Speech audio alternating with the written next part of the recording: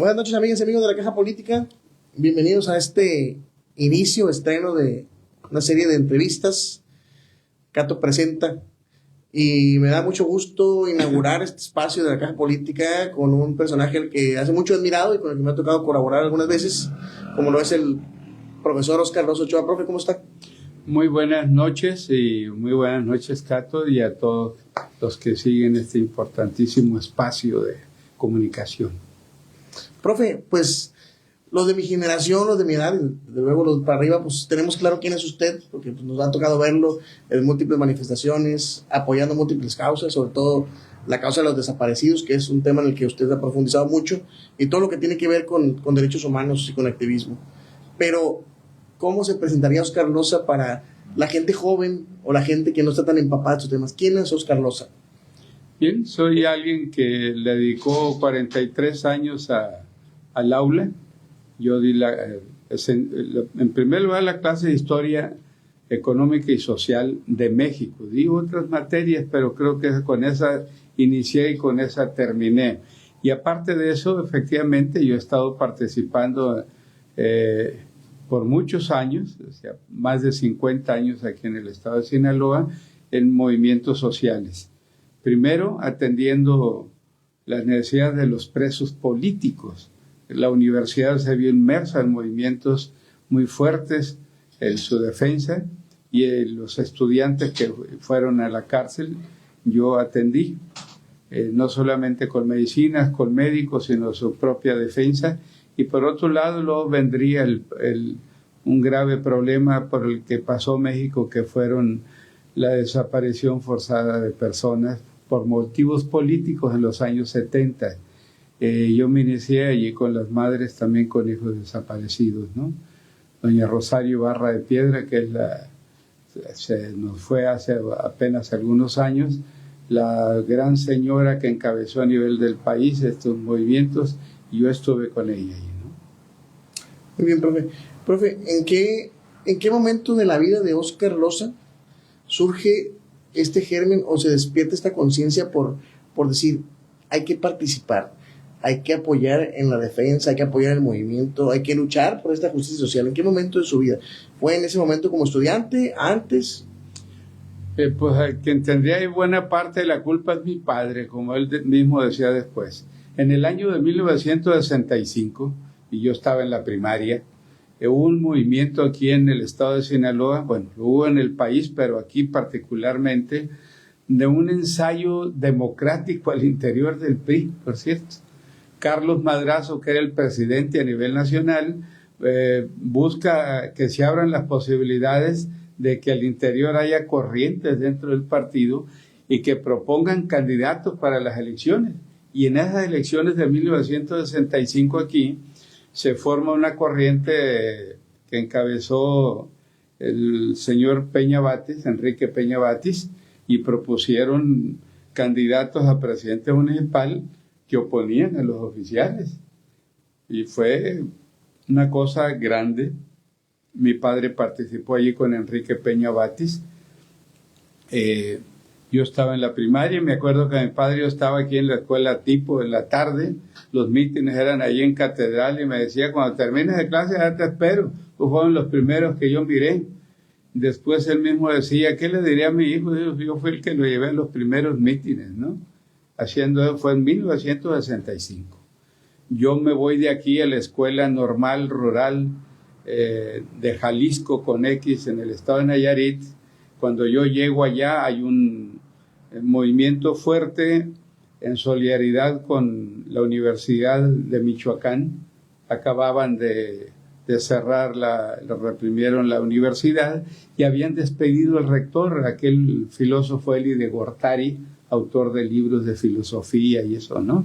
Entonces, ahí llegué yo y estaba además un movimiento muy fuerte a nivel internacional que era la solidaridad con el pueblo de Vietnam. Los gringos habían estado arreciando ahí su participación en Vietnam. En aquel entonces se dio algo que estremeció a todos, la muerte de un estudiante, Nguyen Van Troy, y ahí participé yo también. Yo salí expulsado de la escuela normal en 1969, no por mal estudiante, por grillo, ¿no? Me vengo aquí y había iniciado ese año de 1969 la lucha por una nueva ley orgánica de la universidad, donde los universitarios proponían nombrar las autoridades universitarias del interior y no que las impusiera había una especie de consejo, ¿no? Una junta de gobierno, y se ponía pues el que quería el gobernador y se acabó. Entonces, cuando yo llego el noviembre del 69, el 3 de noviembre llegué, en febrero comienza la lucha precisamente por la gente rechazó al rector que nos impusieron y la universidad se declara el movimiento. Estuvimos del 70 hasta el 72, son 2 años muy fuertes. Pues yo llego prácticamente a otro movimiento, pues, ¿no? Como anécdota les platico, mi padre me dijo, ya no te voy a decir nada más, te pregunto una cosita. O le atinas donde vas llegando, dijo, o tú eres el que armas el mitote, ¿no? Y pues no le atiné, le dije, aquí estamos. Fue ese movimiento en la universidad que produjo muchos presos políticos, y ahí luego vendría la guerrilla, porque hay una guerrilla a nivel rural y a nivel urbano aquí en el país.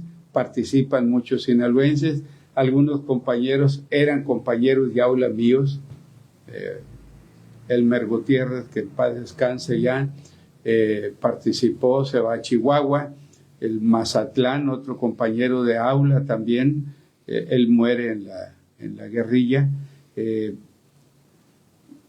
y algunos siendo presos políticos. Elmer allá lo detuvieron en el estado de Chihuahua, y yo estuve movilizando sobre todo opinión y eso, en la idea de reintegrarlo al estado de Sinaloa.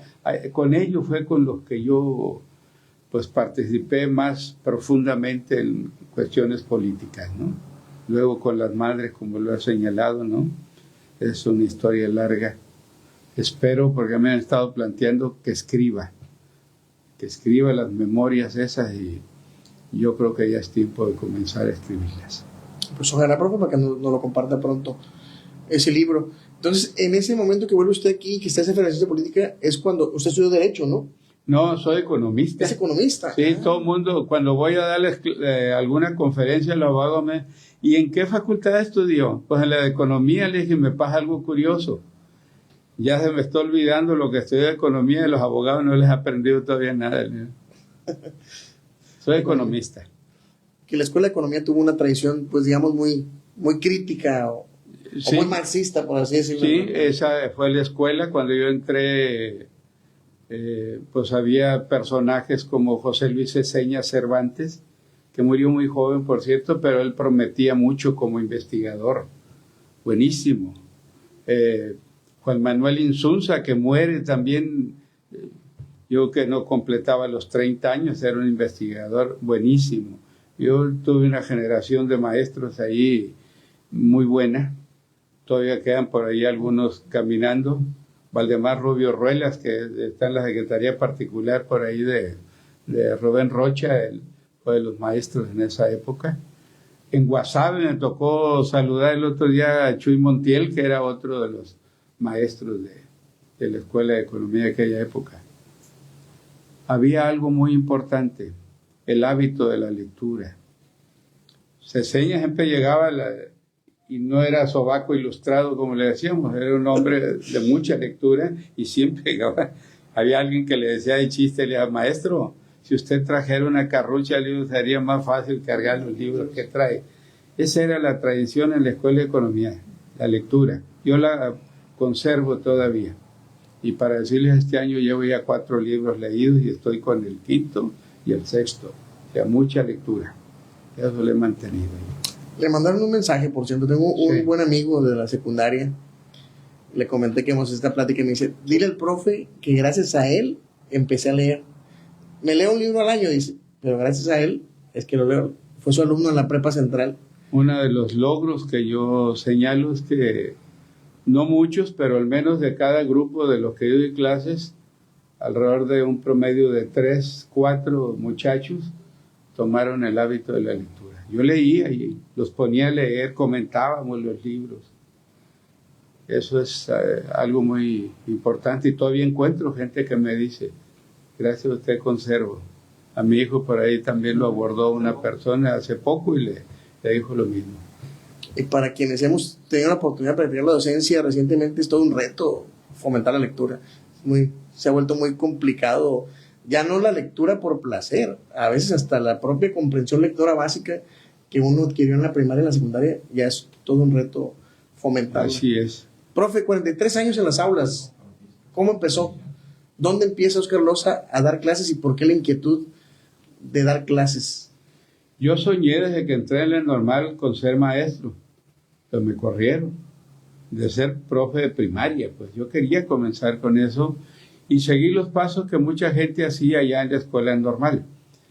Se iban y los mandaban normalmente a la sierra. Por cierto que una de las cosas que yo nunca entendí y hasta la fecha no me lo explico, nos daban un idioma extranjero en la escuela normal para mandarnos a la sierra. Por ejemplo, no hablaban inglés los coreanos, los huicholes allá en Nayarit o aquí los mayos. Entonces, a ese tipo de comunidades mandaban a los egresados, pero enseñaban el inglés. Yo les decía en aquel entonces, me parece más natural porque se enseña el cora, el huichol o cualquiera de las lenguas a donde se va a enviar a la gente. Yo recuerdo que nos llegó a alguien de los que había ido a la sierra del Nayar, baja en diciembre, llorando todavía, porque cuando llega allá, no había en la comunidad nadie que hablara el castellano, y a él lo mandaron allá con el castellano nada más, pero no había ni una palabra de cora. Entonces tuvo que aprender primero la lengua para poder comenzar con el abecedario y eso, para comenzar a dar clases. Y lloraba, él llegó llorando de aquella comunidad, y no porque no le gustara, sino por la impotencia de no poder comenzar a trabajar de esa manera, ¿no? Y a muchos compañeros que mandaron de esa forma. Yo quise ser profe de primaria, no tuve la oportunidad, pero me vengo acá a la universidad y allí yo tuve la oportunidad en la prepa central. Ahí comencé y ahí terminé. Di clases en otras escuelas, pero a los 43 años yo comencé un 7 de octubre de 1972 y el 2015, me retiro de las aulas. En las aulas. A través de su jubilación como maestro de tiempo completo se ha dedicado a la Comisión de Defensa de los Derechos Humanos. Así es, allá pues después de mis clases, en mayo fui funcionario de la universidad, fui jefe de personal y duraba más de un mes discutiendo si entraba o no. Me invitó Rocha. Yo le decía que no porque tenía que atender acá la comisión y que iba a desatender me ofrecían sorteos de la universidad y me ofrecían la dirección de personal. Y todavía me lanza el reto que no eres economista como para que no administres ahí lo de los sorteos. Y no acaba de haber un problema. Cuando haya sorteos te tienes que dedicar exclusivamente a eso si quieres que las cosas salgan bien. Entonces me dijo, pues ahí está personal. Y me fui a personal. Ahí estuvimos un tiempo, no los 4 años de rector, son como 2 años y medio, pero ahí estuve y sí pude combinar. Comenzaba en la comisión, me venía acá y en la tarde me regresaba ya a la comisión. Entre el edificio central y atrás de Catedral me pasaba todo el día. Bueno, para quienes tal vez no lo tengan claro, hay una asociación civil que es la Comisión de Defensa de los Derechos Humanos, que incluso tiene más antigüedad que la comisión formal, ¿no? Sí, vamos a cumplir 42 años, ahora a mediados del año, en julio. La comisión estatal pues tiene 10 años menos, a cumplir apenas 32, nosotros 42. ¿Cómo nace la Comisión de Defensa de los Derechos Humanos? Platíquenos. Bien, en el año de 1982, Rosario Barra de Piedra aceptó ser candidata a la presidencia de la República.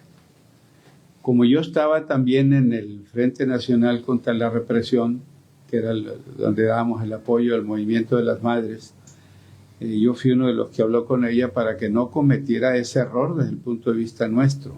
¿Por qué razón? Porque se iba a dividir quienes estábamos apoyándola. Por un lado estaba el Partido Comunista, todavía en 1982, y por el otro lado el PRT, Partido de Revolución de los Trabajadores. Todos coincidían allí, no, yo no estaba en ninguno de los dos, pero coincidíamos con ellos allí en el Frente Nacional contra la Represión.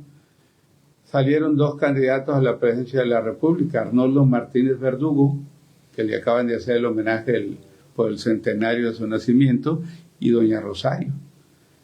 Y obviamente dejó de funcionar, al menos como lo teníamos antes, el Frente Nacional contra la Represión, y a raíz de eso, bueno, acá también se resintió en Sinaloa, y hubo quienes con ideologías diferentes, pero preocupados porque tuviera continuidad el trabajo por los derechos humanos, se planteó el nacimiento de esta comisión. Había el movimiento de apoyo a las madres, ¿no? El Frente Local contra la Represión. Y ahí coincidimos Norma Corona, Jesús Michel, David Moreno Lizárraga, el ingeniero, Manuel Osuna Satarain, que ya falleció, el licenciado Morán Cortés, también ya fallecido, Rafael Cabrera Cortés, que también ya falleció. Con ellos, bueno, hubo un tiempo en que estuvo asistiendo Meché y otro abogado de Mazatlán, Nicolás Gutiérrez, que también ya falleció. Con ellos comenzamos a reunirnos en 1983, Rubén Rocha Moya, para formar esta comisión. Profe, hablando de, ahorita que mencionas las candidaturas de Rosario Barra de Piedra, usted también ha tenido la oportunidad de ser candidato. ¿Cuántas veces se ha postulado por un cargo? Yo lo recuerdo por el PRD, que participó con la presidencia municipal, pero también tuvo oportunidad antes en los partidos comunistas. En el PMS, por ahí andan, por ahí traigo la foto. Rocha fue candidato en 1986 por primera vez a gobernador y yo a presidente municipal, 1986. Y luego hubo la otra oportunidad en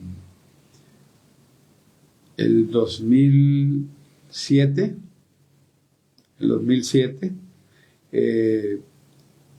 y quise el 2021 fue, ¿no? El 2021, pero pues como no había ni siquiera como candidato, ¿no?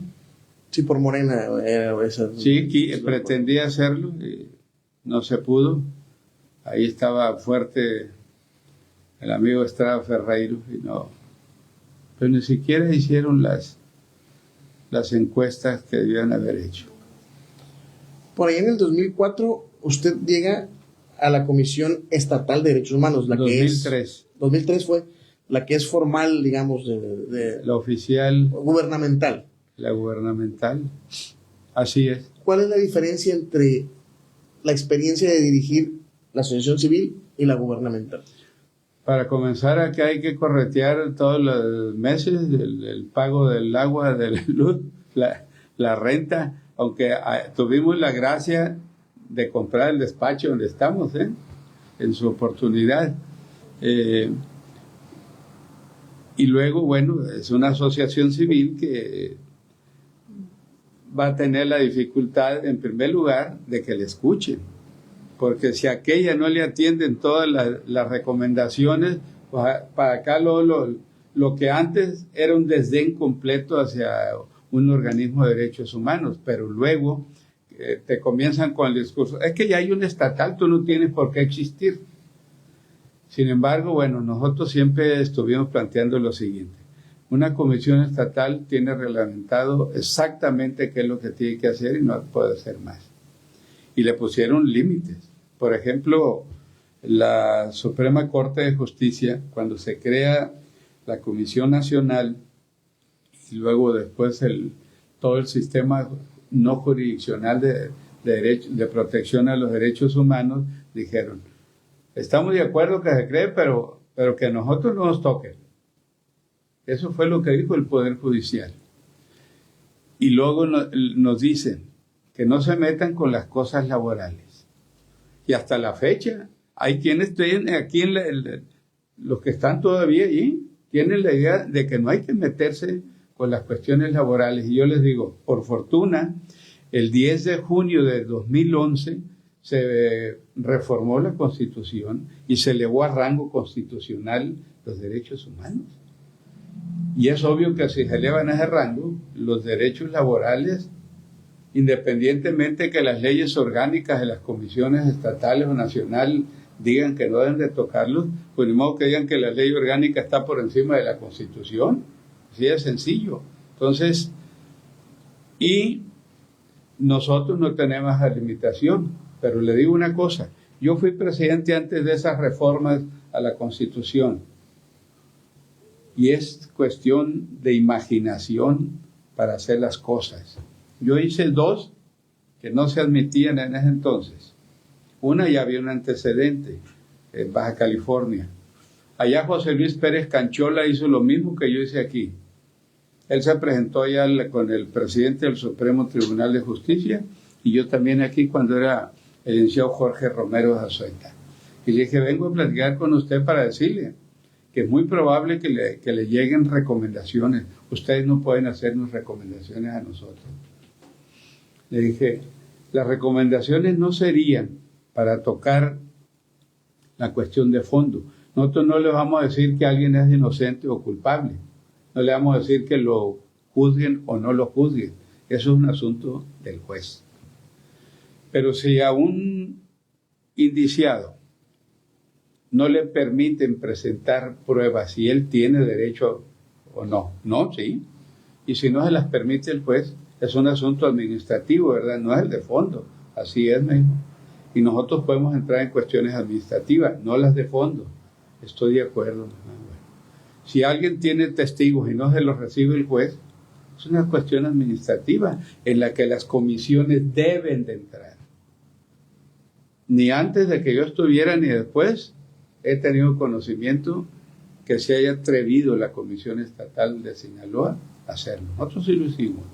Y les digo otro más. Un periódico local iba a despedir a 2 trabajadoras porque estaban embarazadas, que es lo que acostumbran muchas empresas.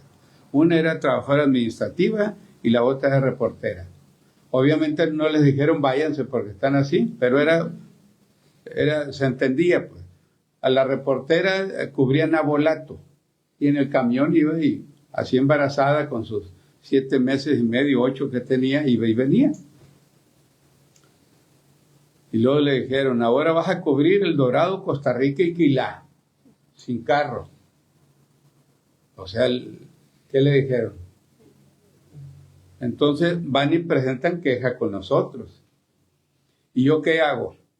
Yo reúno a todos los visitadores de la comisión y a sabiendas de lo que me iban a contestar les digo, ¿podemos hacer una recomendación a una empresa privada? No, me dijo, no se contempla en la ley orgánica. Y en la dirección del trabajo, es así. Y hasta le hablé a Hilario Gastelum, que era el director del trabajo, y le dije, te vamos a hacer una recomendación para que vayas y veas este asunto al periódico. Sí, me dijo, está bien. Pero yo no me quedé allí. Yo le digo que con la imaginación usted tiene que hacer las cosas, aun cuando no se contemplen exactamente así. Les digo, y prohíbe la ley orgánica hacer un extrañamiento a una empresa privada. No, me dijeron. Eso fue lo que hicimos. Era la recomendación con otras palabras nomás, pues. O sea, es cuestión de querer hacer las cosas. Si no, no se hacen. Entonces, yo fui capaz de hacer eso. Ahora le digo que sí se pueden hacer muchas cosas y debe entender quien esté en una comisión oficial que no tiene por qué ser, como hoy de alguna manera insinuó el noroeste, que Dice que a mí no me contemplarían porque no soy garantía de ser leal. Oye, ¿por qué tengo que ser leal? O sea que no es autónoma una comisión estatal. Por eso es autónoma, porque además dice la ley orgánica que nadie que esté en el poder, o sea, nadie de los que gobiernan tiene por qué llamarle la atención por el trabajo que realice, es que es autónoma. Y se supone que está hecha precisamente para hacer recomendaciones por omisiones o por fallas, o sea, por violaciones a derechos humanos que cometan quienes, pues, servidores públicos. O sea, eso deben de entenderlo. Y un gobierno que se dice democrático, pues con mayor razón tiene que entender que lo más natural, pues es que le van a llegar recomendaciones que no le van a gustar, pero que eso es parte de la democracia. Así tienen que entenderlo. Yo lo diría con mucha satisfacción. A mí no me dijo nunca nadie, los dos gobernadores que me tocaron estando en la comisión estatal, que fue Juan Millán y Jesús Aguilar, que me hayan dicho no te metas con esto o lo otro. Nada, absolutamente nada, ¿no? Y no admitiría incluso ser presidente si esa fuera un requisito, ¿no? Fueron respetuosos los mandatarios en ese Sí, aspecto. en eso lo fueron y yo lo reconozco públicamente, ¿no? Profe, hoy estamos en una coyuntura en la que usted pretende volver a tomar las riendas de la Comisión Estatal de Derechos Humanos. Dice que ahora, pues ya nos mencionó que hay una reforma a partir de 2011.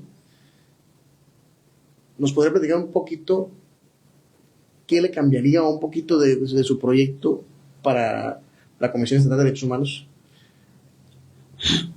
Bien, en primer lugar, tenemos una coyuntura a partir del 9 de septiembre muy difícil. Y yo estoy convencido que la Comisión Estatal de Derechos Humanos puede aportar mucho, no solamente en convocatoria a la sociedad, si se prestigia a la Comisión Estatal, puede no solamente promover los valores que deben de promoverse, sobre todo entre la juventud, sino hacer convocatorias para escuchar la opinión de la población, de los ciudadanos, llamar a que haya mesas de diálogo entre la autoridad y la sociedad, donde esté también representada la comisión para escucharnos. Hasta ahorita no se ha hecho esa convocatoria. Yo estoy insistiendo desde acá, desde la comisión no gubernamental. No han entendido el valor, o a lo mejor sobredimensionan las críticas que las va a haber. El día de ayer, el maratón que hubo aquí en Culiacán, pues hubo expresiones de crítica de la sociedad, y eso es natural, y el que gobierna no tiene por qué sacarle la vuelta a eso, al contrario, eso es parte de lo que tiene que escuchar, y en una mesa de diálogo seguramente va a haber desencuentros o va a haber desacuerdos con los planteamientos que haga la autoridad, pero va a aportar de manera responsable la autoridad. Allí hay un papel muy importante de la Comisión Estatal, y si ustedes se han fijado, en estos 4 meses ha estado muy callada la Comisión Estatal. O sea, aquí en estos tiempos es donde hace falta que un organismo como esto entre a las convocatorias. Hay el riesgo de equivocarse o de cometer errores, sí, pero hay que cumplir con ese papel por parte de la Comisión Estatal de Derechos Humanos. Nosotros hemos señalado que vivimos una crisis de carácter humanitario y que se profundizó a partir del 9 de septiembre. Y yo no soy de la idea de que esperemos pues, a ver cuándo se resuelve este asunto. Yo creo que aquí hay que opinar como Omar Torrijos cuando firmaron lo del canal de Panamá. Lo firmaron para que se lo entregaran dentro de 29 o 20 y tantos años, pues, ¿no? Se lo iban a entregar entrando el siglo este. Y cuando lo criticaron, dijo, lo que hicimos fue ponerle plazo a la eternidad. Y aquí tenemos que decir, no podemos seguir esperando que el próximo enero de 2026 estemos exactamente en la misma situación. ¿Qué me motiva a decir todo esto? Esas muertes que hubo aquí, ese niño de 12 años. O sea, a mí me parte el alma. ¿Qué nos dice la estadística? Que hay alrededor de 20 niños menores de edad que han salido heridos entre septiembre y ahora. O sea, ¿cómo es posible que nos quedemos cruzados de brazos? Yo creo que a todo mundo nos duele que esté pasando una situación de esa.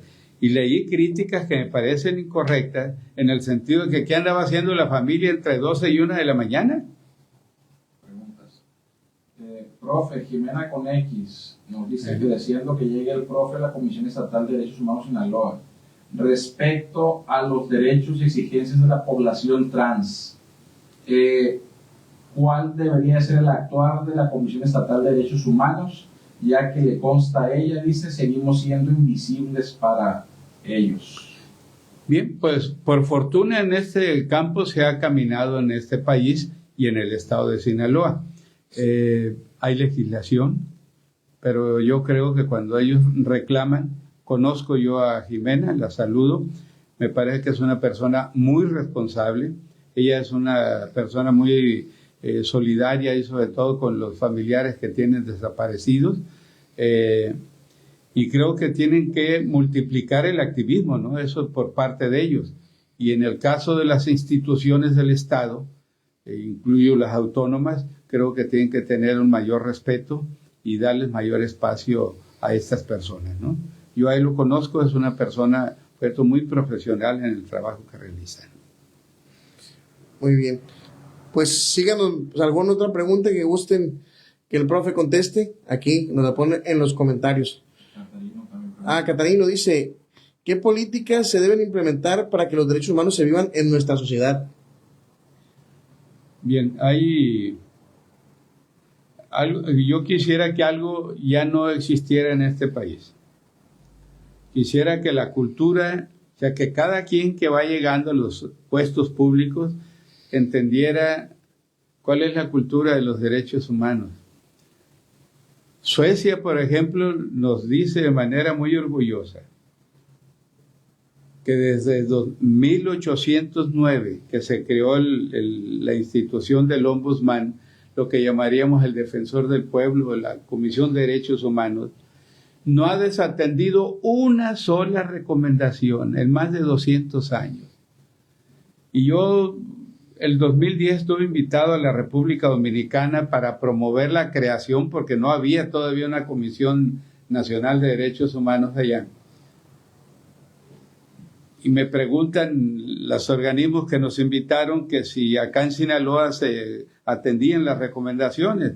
Y le dije, pues ustedes que entienden mucho de béisbol allá en la Dominicana, pues nosotros nos damos por bien servidos porque haya de un porcentaje de 300 arriba. Le dije, pues buen bateo, ¿no? Pues acá también, con que nos acepten la tercera parte, no necesariamente que nos la cumplen, con que la acepten es un buen porcentaje. Pero yo digo, eso debiera desaparecer. Se ha legislado ya en el sentido de que cuando no cumplan las recomendaciones de manera reiterada, los servidores públicos deben ser llamados por el Congreso del Estado para preguntar por qué razón no están atendiendo las recomendaciones. Pero más que eso, en Suecia nos ocupa eso. O sea, es la cultura. Quienes gobiernan lo entienden, pero aquí, cada que va llegando cree que va descubriendo el hilo negro, pues. Entonces creen que hay que recomenzar las cosas y eso no es posible. Yo incluso siento que una de las cosas para que esta se vuelva una cultura de todos, de los que gobiernan y de los gobernados, pues sencillamente debe ser una de las cosas que se planteen el cumplimiento de ellos en épocas de elecciones. Así como hoy, por ejemplo, alguien que fue demandado por alimentos y que no atendió, no puede ser candidato. O alguien que maltrató a su pareja no puede ser candidato. También los que incumplen las recomendaciones de derechos humanos no deben de ser candidatos. El problema es que si luego se ponen los candados, pero a la hora le sacan la vueltita, ¿no? Con la curvita. Somos buenos para... Profe, sí. Pues un comentario final antes de irnos. Yo con eso ya tenían todas las preguntas de mi parte. Un comentario final antes de irnos.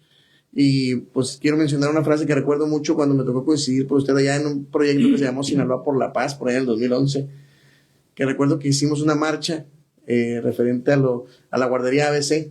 Sí. Y que decíamos, bueno, pues ¿por qué hay tan poca afluencia?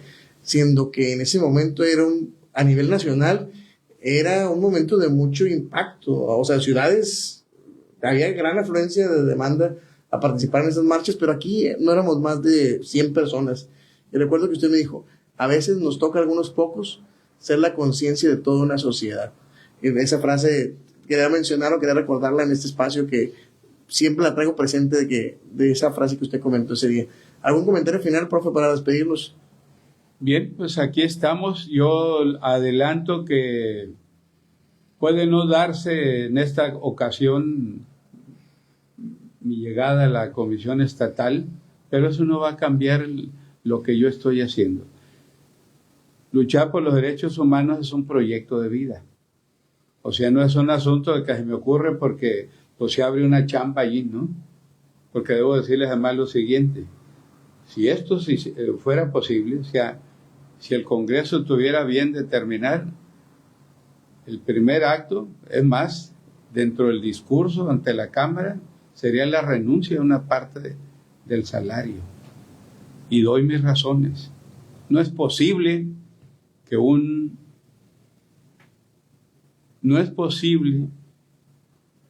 servidor público, sobre todo en materia de derechos humanos, en una época tan crítica, donde han perdido empleos tantas gentes, pues estén ganando lo que gana un magistrado del Supremo Tribunal de Justicia.